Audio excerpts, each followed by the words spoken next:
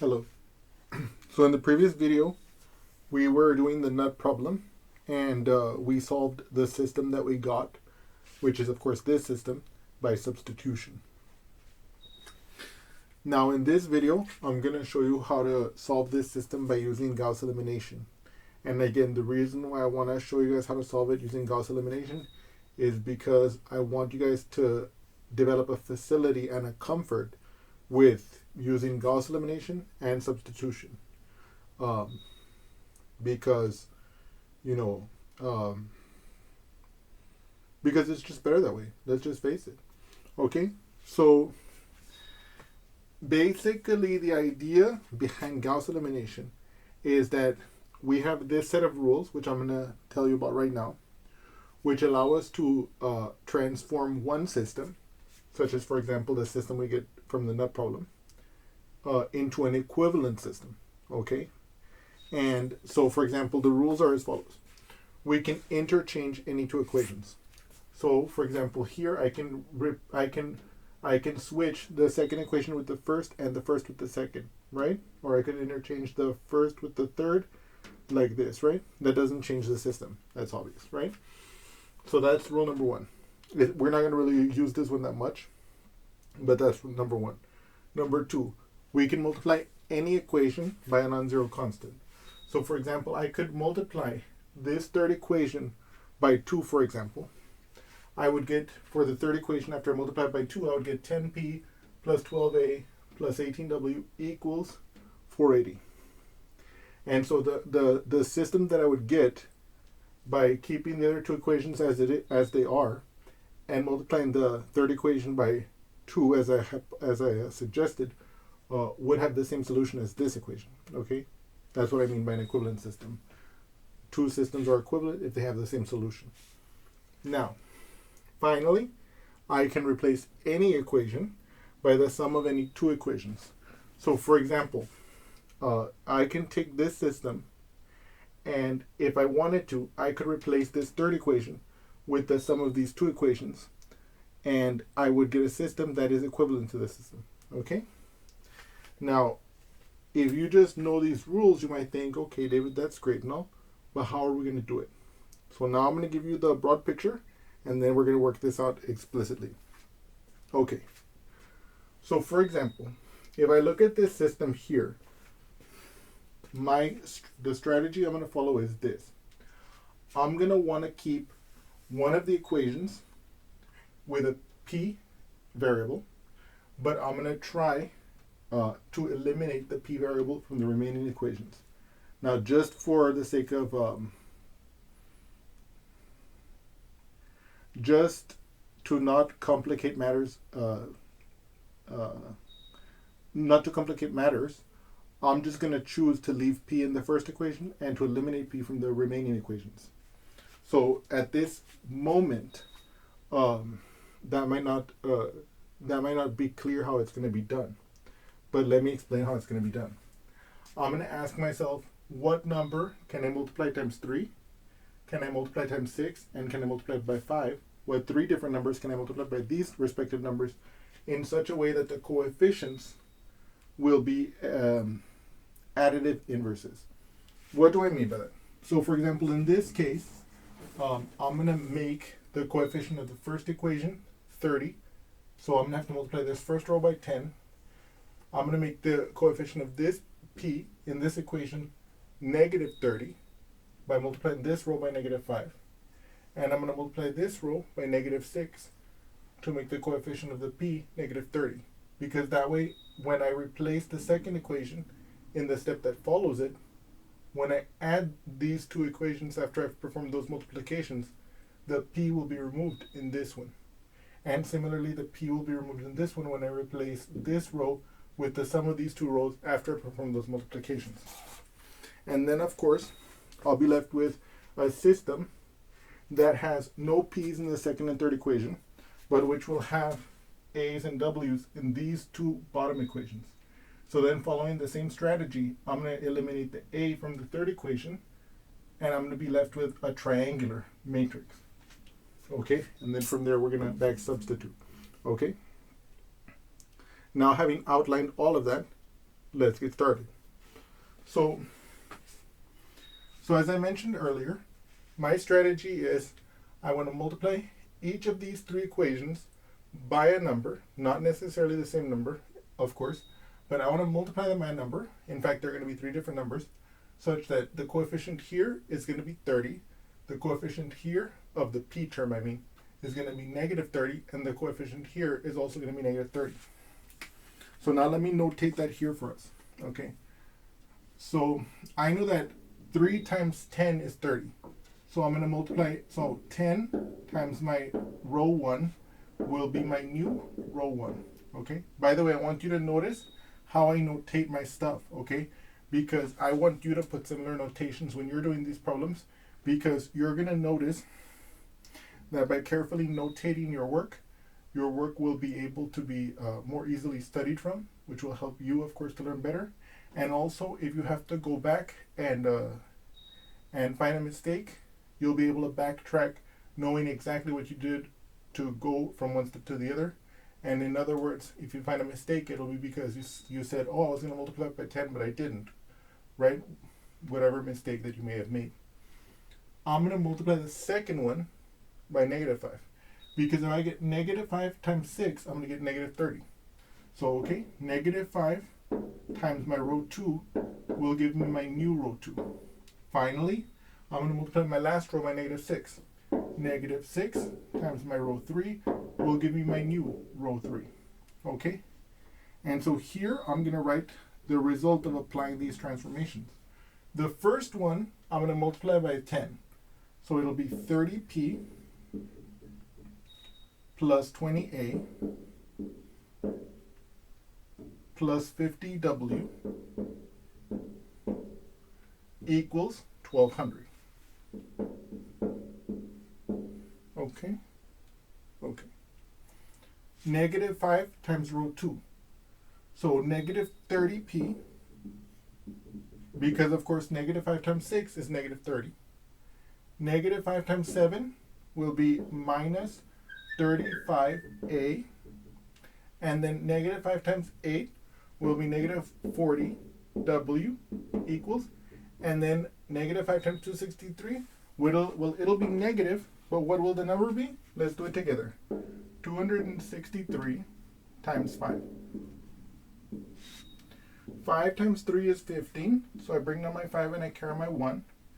5 times 6 is 30, plus 1 is 31. I bring down my 1 and carry my 3. 5 times 2 is 10, plus 3 is 13. So it's 1315. And as we mentioned earlier, because it's negative 5 times positive 263, it'll be negative, so it'll be negative 1315. Finally, we're going to multiply this third equation by negative 6 again, because we want the negative 6 times the 5 to give us a negative 30 for the coefficient of p in the third equation. Okay? Negative 6 times positive 6 is negative 36a.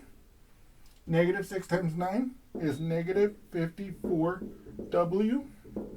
And that's going to equal negative 6 times 240. So a negative times a positive is a negative.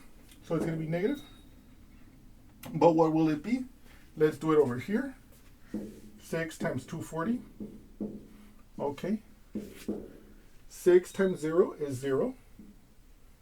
6 times 4, 24. I bring down my 4 and I carry my 2.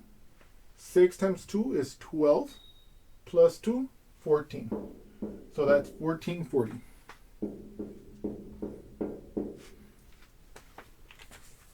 So one of the other things I want you to notice about the way that I do the Gauss elimination is that I start off with my original system, then I make a notation of my row operations, and then I write the equivalent system that these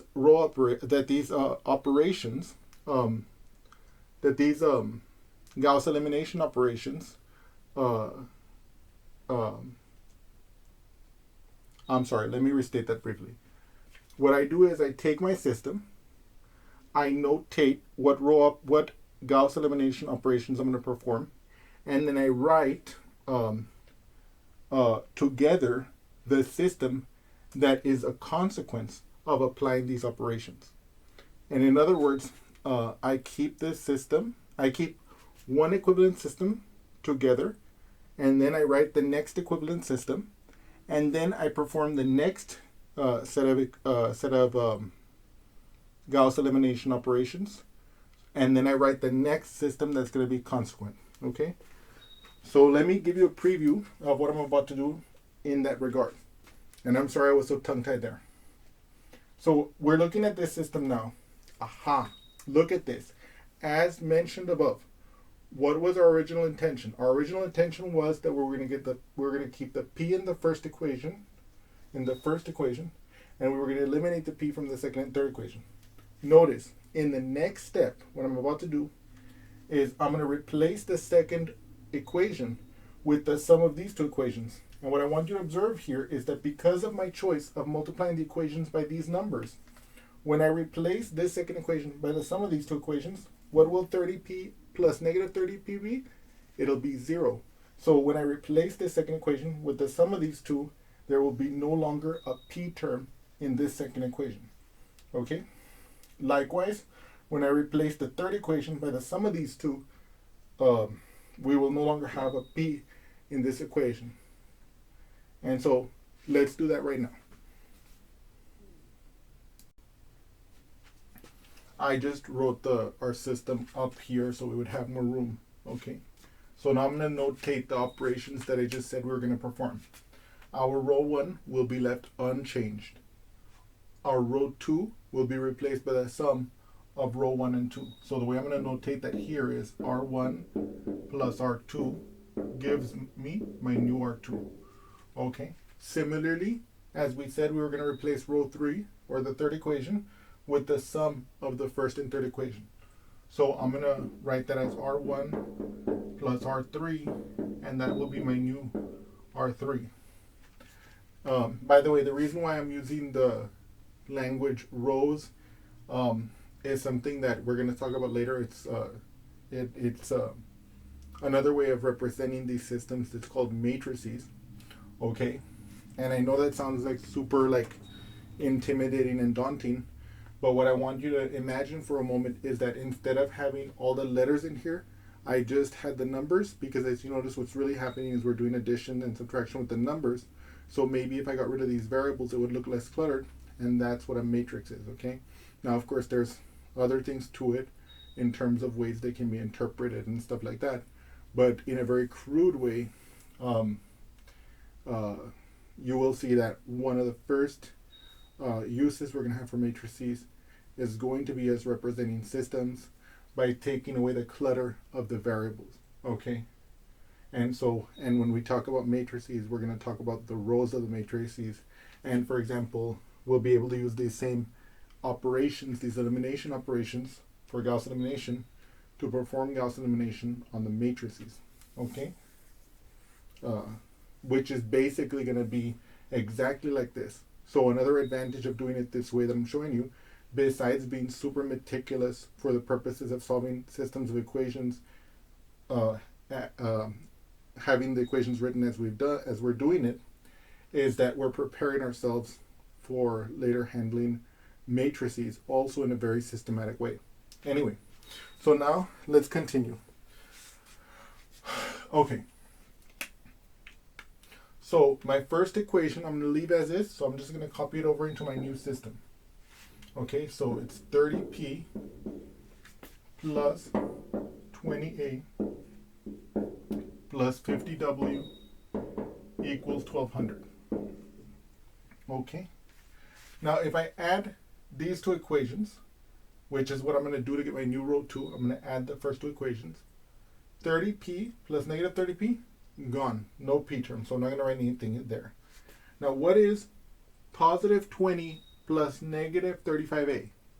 Well, I have to first discover, since I'm adding two numbers of opposite sign, what will be the sign of the sum. Since the negative 35 has the larger absolute value, the result will be negative. And to get the value of the addition, we subtract the absolute values, the smaller from the larger. In this case, the smaller absolute value will be 20, from the larger will be 35. So 35 minus 20 is 15. So it's negative 15a. And then here, when I add these, the 50 has the bigger absolute value, so the result will be plus. And when I subtract the absolute values, the smaller absolute value from the larger absolute value, I get 50 minus 40, which is just 10w, and that equals. Now, I want to add 1200 and negative 1315. So, first things first, I ask which of these two numbers, because I'm adding two numbers of the opposite signs, I ask which of these two numbers has the bigger absolute value. The negative 1315 has the larger absolute value, so the result will be negative. And then how do I get the value of the difference? Well, I subtract the absolute values, the smaller from the larger. So 1315 minus 1200. Because this is the absolute value of the smaller, and I'm subtracting it from the absolute value of the larger. 5 minus 0, 5. 1 minus 0, 1. 3 minus 2, 1. 1 minus 1, 0. 115. Perfect. Finally, we're going to replace the third equation. The third equation here, we're going to replace it with the sum of these two equations. Okay, which is what we've notated here. As you can see, and again, remember, by design, when we add these two, notice how the p terms go away. So there's not going to be a p term here. Now I ask, what is positive 20a plus negative 36a? By the same reasoning as before, we see that we're adding two numbers with opposite signs. So we first ask which one of these has the bigger absolute value, the negative 36 or the positive 20? The negative 36. So it's going to be a negative result. And then how do I get the number that is going to represent the difference? Well, I subtract the absolute value of the smaller, which is 20, from the absolute value of the larger, which is 36. So 36 minus 20 is 16a. Okay, like this. Now, I'm going to add these two. You can see that if I compare the negative 54w and the 50w, this one has the larger absolute value. So it's going to be negative. And 54 minus 50 will be 4. And that's going to be w equals. And then I'm going to combine these two, the 1200 plus the negative 1440. You can see that the negative 1440 has the larger absolute value. So I'm going to put a negative sign because the result of this sum will be negative. And then to get the numeric quantity, I'm going to subtract the absolute value of the smaller, which is the 1200, from the absolute value of the larger, which is the 1440, like this. 0 minus 0 is 0. 4 minus 0 is 4. 4 minus 2 is 2. And then 1 minus 1 is 0. So the result we get there is the negative 240. And what I want you to realize here is that, notice, what we have done is we've taken this system, the original system that came to us from the nut problem. We used the Gauss elimination rules to construct this equivalent system here, which looked on the surface more complicated than this system. The numbers are bigger and everything. But it is here that we see the payoff of that. In this system that we now got by again applying the Gauss elimination rules in a very systematic way with an eye toward what our purpose was, we were in fact able to eliminate the p from the second equation and from the third equation. Okay? Okay. And so now the question arises in our brains, the question arises, what will be our next strategy? What will be our next use of the Gauss elimination rules? Now, okay. So if I wanted to, I could be naive and I could say, oh, okay, this is great. I can see that these two have, I can see that the coefficients of the 10 and the 16 have no common factors. And so I could say, okay, I'm going to multiply this one by negative 16 to make it positive 15 times 16. And I could multiply this one by 15 to make it negative 15 times 16. And then I could add it. Okay? But what I observe here is that from the looks of it, it looks like this one is divisible by 5 and this one is divisible by 4. And so that might give us smaller numbers, which might help this problem be easier to solve. Okay, so if I were to let's imagine that for a moment. If I divided this one by 5, I would get 3a negative 3a plus 2w equals negative 23. Okay, if I divide it by 5. And if I divided this one by let's say 4, I would get negative 4a minus w equals negative 60. Okay? And let's see that in a moment. So we got 2w minus w. We're onto something there. So maybe our strategy won't be to get rid of the a's. Maybe our strategy is best if we get rid of the w's here, right? If we can find some way to make this one positive and this one negative, but with the same value, so when I add it, I get rid of it. Aha. If I divide this one by 5, and I divide this one by 2, we're in business. Because watch what happens. If I divide this number by 5, I get 2 here. Positive 2, you see? And if I divide this one by 2, I get negative 2. And so when I replace the third one by the sum, I will get rid of the w. Okay? So let's do that together. So I'm not going to do anything with row number 1. So actually, just to make it easier, I'm going to divide the row number 1 by 10. So the way we express that is we multiply. So 110 times row 1 will be my new row 1. My second equation, as we mentioned, I'm going to divide it by 5. So 1/5 row 2 will be my new row 2. Finally, I'm going to divide my third equation by 2. So that means I'm going to do 1/2 times row 3 will be my new row 3. So let's do that together here. Okay? Okay. So if I divide this by 10, it'll be 3p. I'm sorry that this is kind of compressed in the bottom. Plus 2a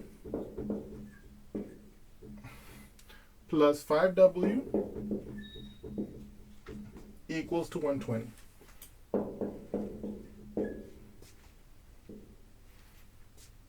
Okay. I'm going to divide this one by 5. So negative 3a plus 2w, and that's going to be negative 23 when I divide it by 5. Let me show it to you here. First of all, if I have a negative divided by a positive, it's negative, so that's why it's negative. But what I want to show you here is that it is in fact 23. So let's say I divide 5 into 115. 5 goes into 1, it doesn't, 1 is too small. 5 goes into 11, twice, right? Because 2 times 5 is 10. 1 minus 0 is 1. 1 minus 1 is 0. And then I bring down the 5. 15. 5 goes into 15 3 times. 3 times 5 is 15. And of course, when I subtract that, I get 0. So you can see that it is indeed negative 23. Finally, I'm going to divide this one by 2. So I get negative 8a, because of course, 8 times 2 is 16. Negative 2w. And that's going to equal, when I divide that one by 2, negative 120. Okay. Okay. And so now, as predicted, or as we surmised from looking at it, we can see that even though what I would have wanted is I would have wanted to get rid of the a's here, what I'm actually going to do here is I'm going to replace the third equation by the sum of these two equations, and that'll get rid of the w. Okay? And so now let's do that together.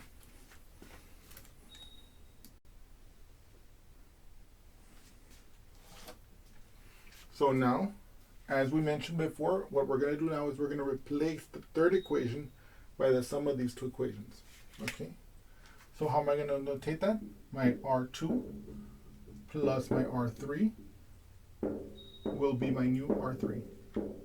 So that means that from this system, equivalent to all the previous systems, I'm going to keep the first equation the same, the second equation the same, and I'm just going to replace the third equation by the sum of these two.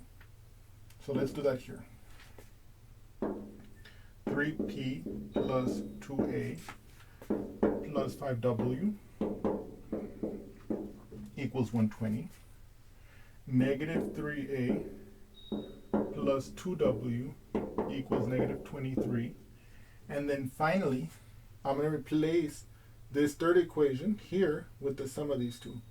So negative 3a plus negative 8a, well, when I add two numbers with the same sign, I keep the sign and just add the absolute values to get the value of the sum. In this case, that'll be negative 11a. I add the 2 and the negative 2. Aha, boom, gone. Boom. And then here, I add these two together. Boom. And that is negative 143. Okay? And so now look what just happened. Look what just happened. What just happened here is that I have gotten... So let me show you what just happened. When we started with this system. We performed the Gauss elimination rules to eliminate the p from the second and third equation. We then used the Gauss elimination rules to perform a few operations to get us to this state here. And now we're at this state. So because we were using the Gauss elimination rules, this system is equivalent to this system. In other words, this system has the same solution set as this system. However, there's a key difference. However, there's a key difference between this system and this system. That is to say, in this system, I am already in a position to start finding the numerical values of the solution. Because here, I have arrived at a situation where, and of course this is the whole goal, one of the equations has been reduced to having only one variable on one side and the numeric constant on the other. Okay, that means to say that using this third equation, which I'm going to write here, I can say negative 11a must be negative 143. Or, to put it another way, if I divide both sides by negative 11, I get that a must be negative 143 divided by negative 11. And that means that we can actually find out what a is. Now we're going to perform this division. And then what we're going to do is that we're going to then back substitute. That means to say whatever number we get here, we're going to substitute that in here to find what the w is. Once we have the w, we'll be able to substitute for that w value in here, the a value that we got here, and then we'll be able to get the p. So now the question is, how many times does 11 go into 143? So 11 goes into 143. Okay. Does 11 go into 1? Of course not. Does 11 go into 14? Aha. It goes in one time. 1 times 11 is 11, like this. 4 minus 1 is 3. 1 minus 1, 0.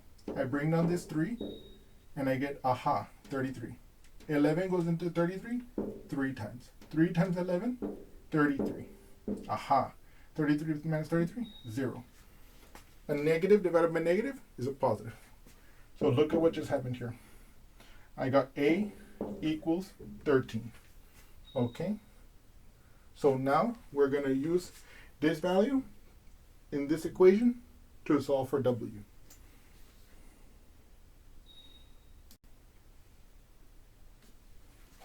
Okay. I've saved our value over here. Okay. A equals 13. So now I'm going to take this second equation. Negative 3a plus 2w equals negative 23. Okay, I'm going to plug in for my a. This implies that negative 3 times 13 plus 2w equals negative 23. Okay. Now what is 3 times 13? 3 times 13. 3 times 3 is 9. 3 times 1 is 3. 3 times 13 is 39. So this equation simplifies to negative 39 plus 2w equals negative 23. So now I'm going to add the 39 to the left, and I'm going to add the 39 to the right. Okay, so we have 2w equals, well, look at this. I'm adding a positive number and a negative number. So the first thing I want to know is, what is the sign of the sum?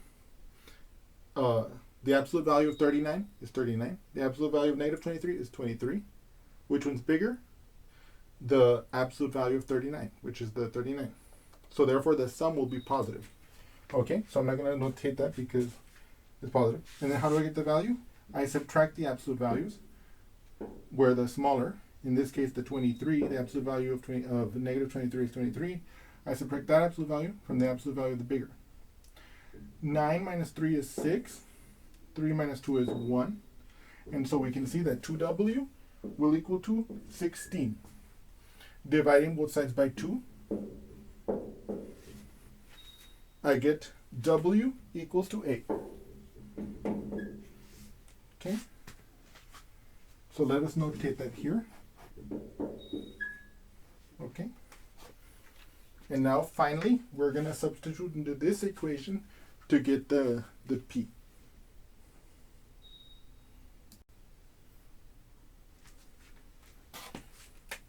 Okay, so here 3p plus 2a plus 5w equals 120, right? Now I'm going to start substituting. This is going to be 3 times p plus, what's a? 13. So it'll be 2 times 13 plus, what's w? 8. 5 times 8 equals 120. Okay, what's 2 times 13? That's 26. Okay, so we're going to get that 3p plus 26 plus 5 times 8, that's 40, equals 120. Now I'm going to combine these two. What's 26 plus 40?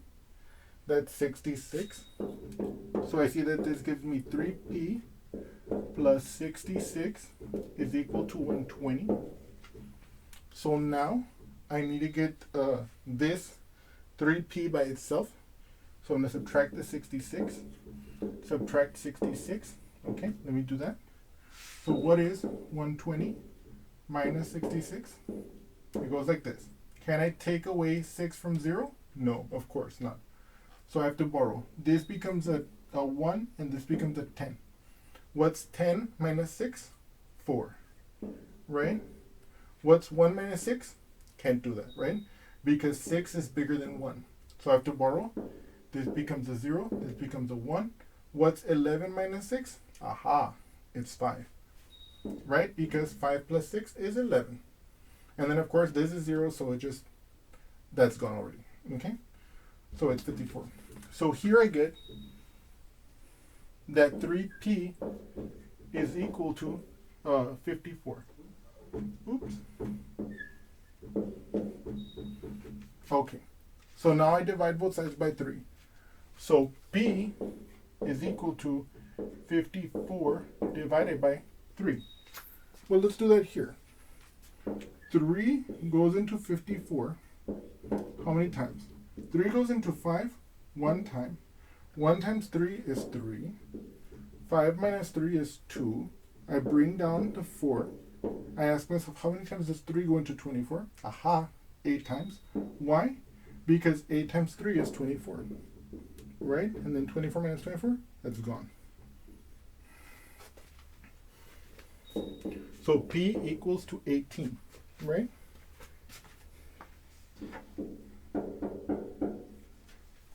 And so now finally, we're prepared to state the solution of this problem.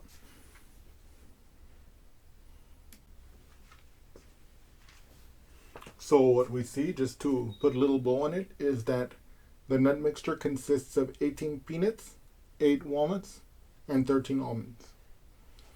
And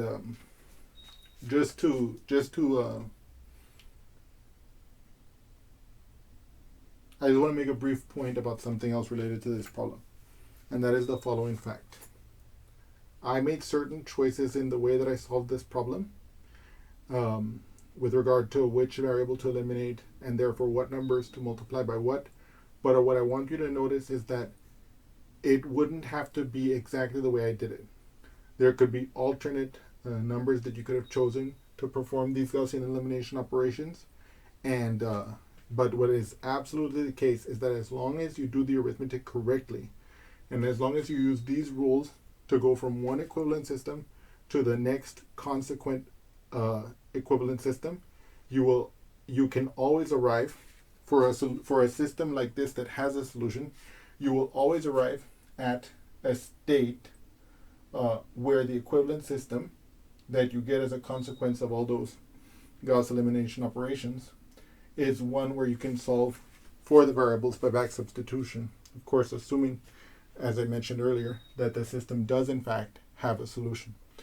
And if it doesn't have a solution, well, that's a different scenario. In any case, I look forward to seeing you again soon. Thank you so much and have a great day.